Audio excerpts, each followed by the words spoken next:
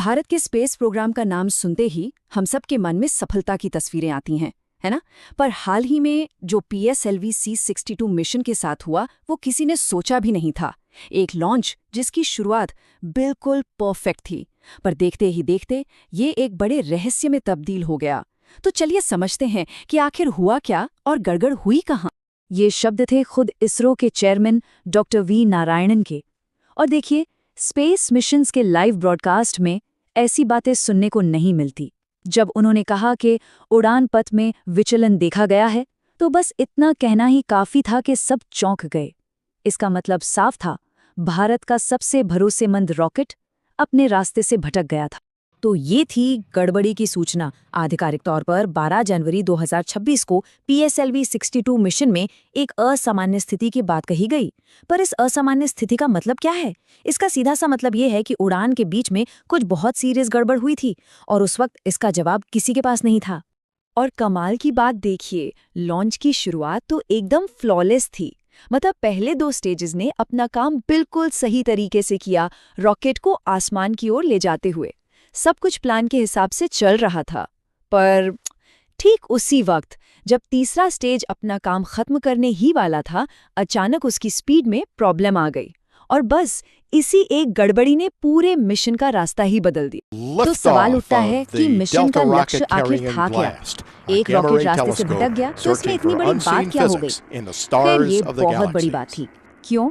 क्योंकि ये रॉकेट खाली नहीं जा रहा था, इसके अंदर बहुत ही कीमती पेलोड था। 1-2 नहीं, पूरे 16 सैटेलाइट्स। सोचिए जरा, इन सबको एक ही रॉकेट में फिट करना, ये एक तरह से स्पेस की एक राइड शेयर सर्विस जैसा था। एक मेन सैटेलाइट और उसके साथ 15 छोटे छोटे को पैसेंजर सैटेलाइट्स, और इन सबको अपनी अपनी सही ऑर्बिट में पहुंचाना था। अच्छा, तो इस राइड का मेन पैसेंजर था EOS N1। ये एक स्ट्रेटेजिक अर्थ ऑब्जर्वेशन सैटेलाइट था जिसे इसरो की commercial wing new space India limited ने अपने क्लाइंट के लिए बनवाया था। मतलब साफ है, ये एक कमर्शियल मिशन था। एक ऐसा सैटेलाइट जिसके लिए किसी ने पैसे दिए थे और वो नतीजों का इंतजार कर रहा था। और बात सिर्फ भारत की नहीं थी, ये एक पूरा इंटरनेशनल मामला था। Thailand, UK, Nepal, Spain, Brazil, इन सब देशों के सैटेलाइट्स भी साथ जा रहे थे। ये दिखाता है कि दुनिया इसरो पर कितना भरोसा करती है। और तो और इसमें ध्रुव स्पेस और ऑर्बिटर जैसे अपने भारतीय स्टार्टअप्स भी शामिल थे। ये अपने आप में भारत की बढ़ती प्राइवेट स्पेस इंडस्ट्री का एक बड़ा सबूत था। पर रुकिए, कहानी यही खत्म नहीं होती। ये मिशन बहुत महत्वाकांक्षी था। सैटेलाइट्स को ऑर्बिट में छोड़ना, ये तो प्लान का सिर्फ एक हिस्सा था। इसरो इसके बाद कुछ और बड़ा और मुश्किल करने वाला था। एक ऐसा काम जो उनकी इंजीनियरिंग की असली काबिलियत को दुनिया के सामने रख। तो प्लान ये था, सैटेलाइट्स को उनकी जगह पर छोड़ने के बाद रॉकेट का जो आखिरी हिस्सा है यानी PSLV 4th स्टेज, वो स्पेस में कचरा बनकर घूमता नहीं रहेगा। नहीं, इसरो का प्लान था उसे दोबारा चालू करने का, फिर उसे धीमा करके वापस धरती की तरफ लाने का, ताकि वो साउथ पैसिफिक ओशन में सेफली गिर जाए। ये स्पेस में कचरा ना फैलाने की एक बहुत बड़ी जिम्मेदारी है और टेक्निकली ये बहुत बहुत मुश्किल काम है।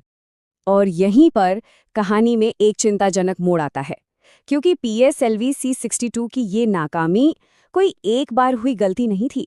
ये असल में एक पैटर्न का हिस्सा लग रही है, एक ऐसा पैटर्न जो वाकई में परेशान करने वाला है। सोचिए, 1 साल से भी कम के अंदर ये दूसरी बार था जब ऐसी ही कोई प्रॉब्लम सामने आई। और देखिए, स्पेस इंजीनियरिंग में ना इत्तेफाक नहीं होते।